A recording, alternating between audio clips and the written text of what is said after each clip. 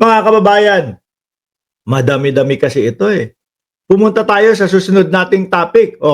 Sa ICC na tayo. Nako po, soplak din ang dating Pangulo o ang kampo ng dating Pangulong Duterte dito, ha? Paano ba naman po kung ano-ano na walang kapararakan po ang mga pinagsasubmit po nila at ang mga idinidepensa po nila, mga bossing? No? Yung Koopman nila na sumasahod ng 150 million. Sabi po, di umano. Di ba? Sumasahod ng 150 million. Biruin mo kung ano-ano ang mga pinag-uuna kaysa gusto ipatanggal yung mga judge doon sa uupo doon sa hearing ni dating Pangulong Duterte. Akalain mo ba naman yun? Eto mga Duterte, Brigada Haji. soplak na sila. Wala nang pakikinggan sa kanila. Siguro nabubisit na. Anak ng tinokla kayo. Tanging sasagot nyo lang dito yung mga ano ninyo, yung mga depensa ninyo para dito sa dating Pangulo ng Pilipinas. Papaulit-ulit niya, butot balat na, butot balat na, butot balat na. Hindi naman kailangan, hindi din naman papakinggan yan. Di ba? Hindi naman papakinggan yun, mga bossing. Siguro kasi, kaya nila paulit-ulit na sinasabi, butot balat na, butot balat na.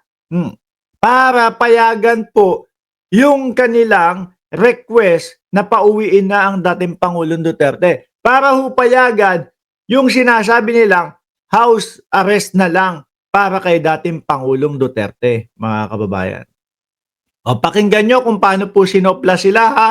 At kung paano hindi na pinapakinggan. Samantala ang ICC hindi na umano pakikinggan ng anumang resolusyon o pahayag ng domestic authorities upang pauwiin sa bansa si dating Pangulong Duterte.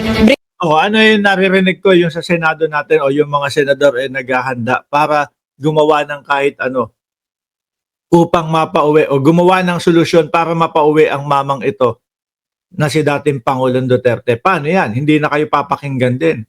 So, plak na din kayo. Sabi ko naman mga kababayan yung mga ginagawa nila, wala yan, hindi papakinggan ng ICC yan, no? Sasabihin nila, illegal ang pagkaka-aresto sa dating Pangulo kaya dapat ipauwiin na, kaya dapat ipabalikin na sa aming bansa, sa bansang Pilipinas ang dating Pangulong Duterte. Bakit to, mga kababayan?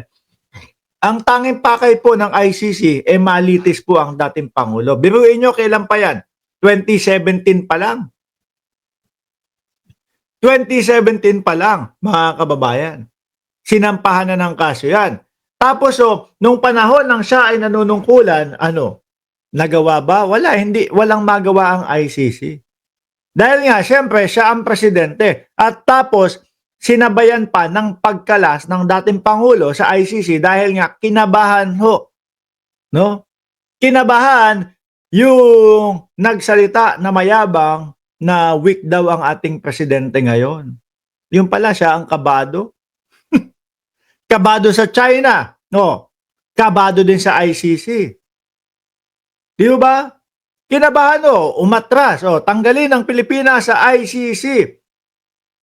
Siya yung iniimbestigahan Sa tagal na panahon na po yan, ngayon po, na nasa poder na nila ang dating Pangulo, tingin nyo po, ibibigay pa nila yan? Hindi. Yung mga sinasabi nilang illegal na pag-aresto, yung mga sinasabi nila na kinidnap ang dating Pangulo, wala yan. Ang sasabihin lang po sa kanila ng ICC, hoy kayo, ginugulo nyo kami dito. No? Kung may kumidnap man, kung may illegal man na umaresto sa dating Pangulo, ikulong nyo dyan sa Pilipinas. Di ba, Sir Jorge Edralin? Ikulong nyo dyan sa Pilipinas. Tapos, ang dating Pangulo ninyo, dito sa amin, hanggat hindi natatapos ang investigasyon, hanggat hindi natatapos ang paglilitis sa kanya. Ganyan lang ang sasabihin niyan. Ano po? Kaya ang dapat ninyong gawin, kayo, depensa ng dating Pangulong Duterte, lalo na kay Koopman, na enjoy sa 150 million per buwan, mga kababayan, kung susumahin natin sa isang taon, 1.8 billion ang bayad para kay Koopman, dapat rektahin na nila yung mga kinakailangan ng ICC. Rektahin na nila yung depensa, hindi yung eto pauwi na, eto labas sa jurisdiction ng ICC, o etong dalawang judge na to bias to sa amin, tanggalin. Merong gustong mag-host na bansa para sa dating Pangulong Duterte para kumbaga doon na lang ikulong. Nasaan yung bansa? Wala. Australia, bokya sila.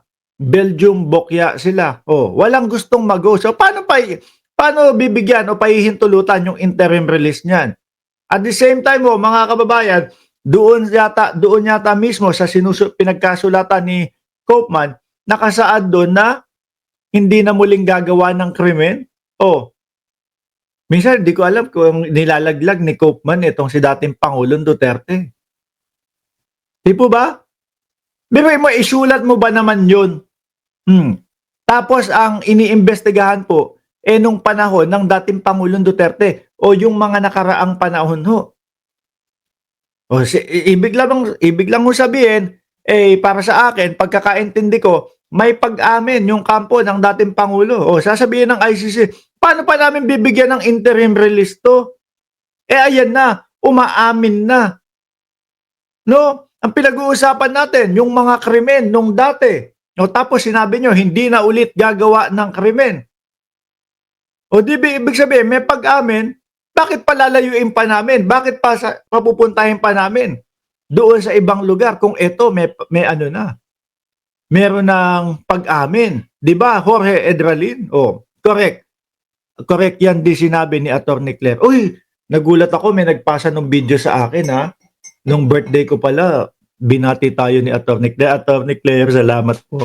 Inilagay ko na po sa baol yung video na yon. At kumbaga, habang buhay kong maiisip yun, binati ako ni Atty. Claire Castro. Birthday ko, nagulat ako ngayon, tuloy! Brigada Haji Kaaminyo, ibrigada mo! Brigada Live Report.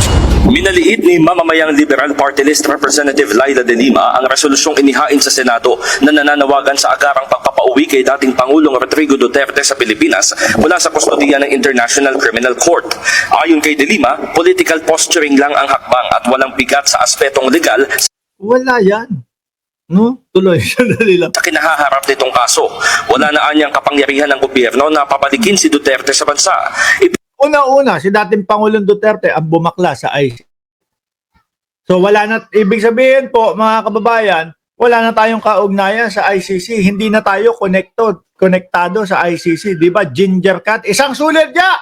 Nakakalimutan na natin yung mga kaibigan natin na mga kasulid. Isang sulit! Sulit! Tapos, hindi na, saglit lang. Dapat yata hinto na natin yung kasulid-sulid nila. Sila po nag-aaway-away na. No? Bakit po nag-aaway-away? Dahil po sa pira. No? Isang sulit! Sulit! Kamao! Tapos yung green na heart.